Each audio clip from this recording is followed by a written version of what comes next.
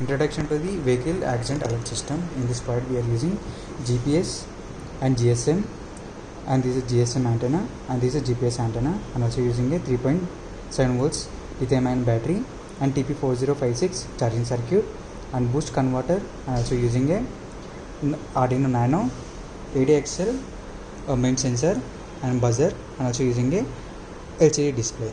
So we are giving the so this product will be works on the 3.7 volts power battery.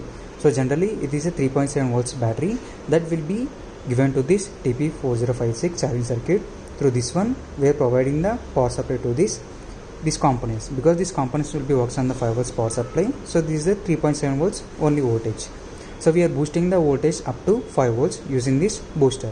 So this booster is taking the power supply from this TP4056.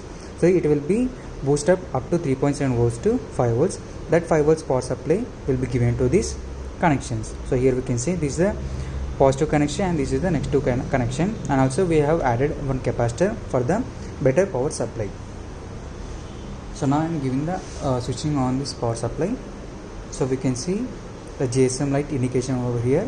If it is blink with very fast, which means Airtel SIM doesn't get any signal.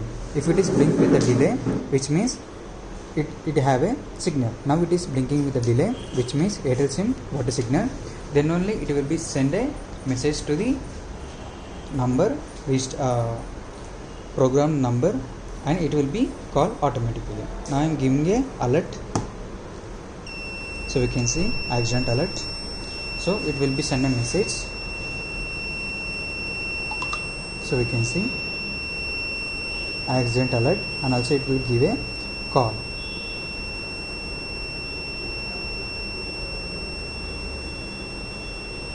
So we can see it is giving a call also. Will it? There will be nothing will be come. So if you want to reset, if you want to stop the buzzer, just reset this button and it will be automatically start from the first. So in this way this product will be works. Thanks for the watching.